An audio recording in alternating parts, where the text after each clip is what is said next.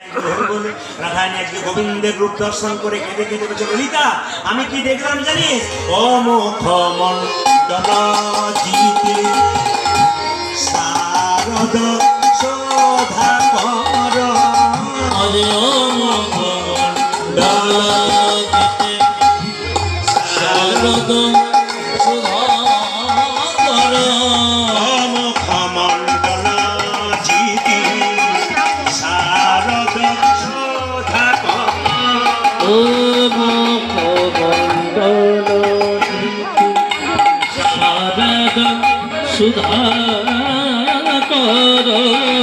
কনরুচি কনরুচি কনরুচি কোনরুচি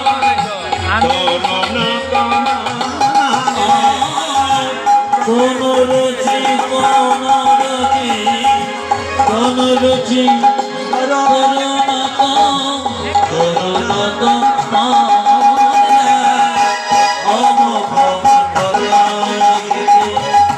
শারদ সুধা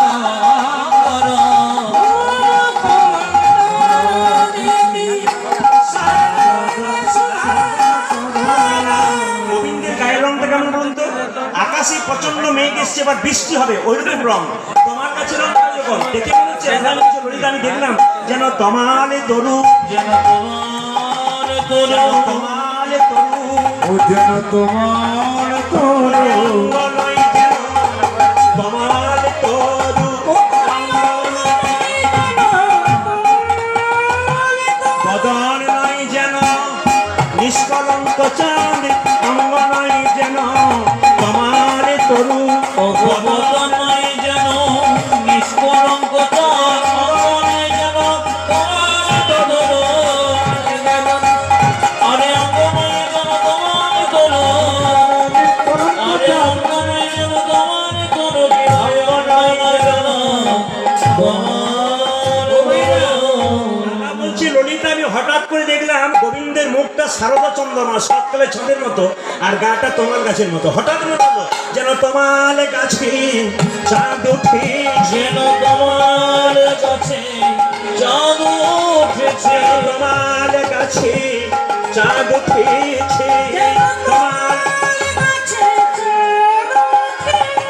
এই এখনই দেখে এলাম তোমার গাছে চাঁদ উঠে,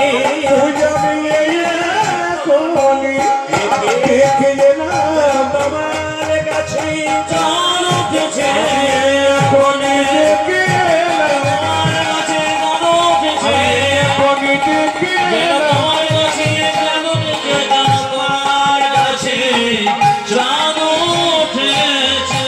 আর কি দেখে ও মাইরা বলুন তো, গোবিন্দের মাথাতে কোন পাখির পলক ছিল? কাকে না কোকিলের? যেটা বলবেন গোবিন্দ কোন পাখি? যাকে আপনারা যে জানেন তার জন্য ধন্যবাদ। গোবিন্দের মাথায় কোন পাখির পলক ছিল?